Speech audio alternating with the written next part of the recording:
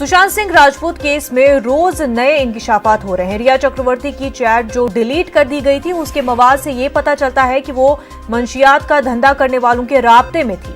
Enforcement directorate को शक है कि रिया चक्रवर्ती ने व्हाट्सएप पर राब्ते में थी।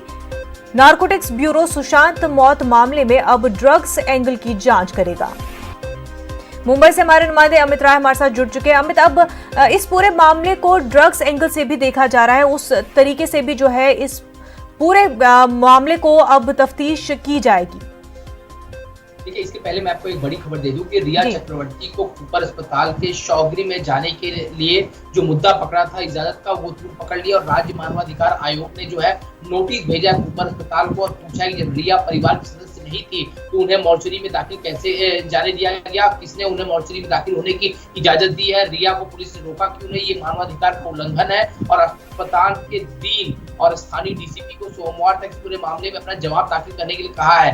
अब रहा सवाल जो ड्रग्स की बात आप कर रही है कि जो चैट सुशांत और रिया के बीच में, रिया या ड्रग्स पेडलर के बीच में जो मिली है ईडी को, ईडी ने वो अपनी जो जांच है उसको जो है सीबीआई को और जो नारकोटिक डिपार्टमेंट है उनको सौंप दी है। और उस चैट में जो है कई सारे खुलासे हुए हैं और उस चैट में ये भी पता चला है कि रिया ड्रग्स का इस्तेमाल करती थी और डीलिंग करती थी। और सुब्रमण्यम स्वामी ने पहले ही कह दिया था कि दुबई के ड्रग डीलर ने सुशांत सिंह राजपूत से मुलाकात भी की थी। और 10 अगस्त को जब रिया के फोन है, रिया के 2 फोन, एक उनके फादर के फोन और एक उनके भाई के फोन को लिया गया, उसके बाद से 2 आईपैड और एक लैपटॉप को भी दिया गया। उसमें से जो है ये ड्रग्स एंगल की जांच का मामला जो है सामने आया है। और उनके पुत्र नीरज ने पहले मुंबई पुलिस को बताया था कि जो ड्रग्स की सिगरेट होती है वो जो है सुशांत सिंह राजपूत देते थे और उसका रोल जो है नीरज ही बनाता था, क्योंकि वहां पे घर पे रिया और उसके दोस्त आते थे, पार्टी होती थी, शराब पी जाती थी और ये ड्रग्स दी जाती। और ये जो सिगरेट है वो है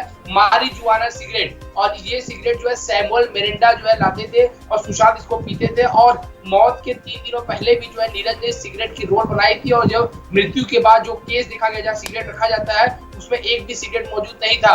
तो ये खुलासा जो है नीरज ने किया था। उसके बाद न्यूज 18 के हाथ जो है चैट लगी है वो जो ईडी ने सीबीआई और दूसरे जो डिपार्टमेंट है नारकोटिक डिपार्टमेंट उनको जो है भेजा था। 8 मार्च 2017 की चैट पे रिया और गौरव आर्या जो ड्रग डीलर है उसमें बातचीत लिखी हुई। चैट में लिखा था कि अगर हम हार्ड ड्रग्स की बात करते हैं तो मैंने ज्यादा ड्रग्स का इस्तेमाल नहीं किया। एक और चैट में रिया ने गौरव से पूछा तुम्हारे पास एमडी है?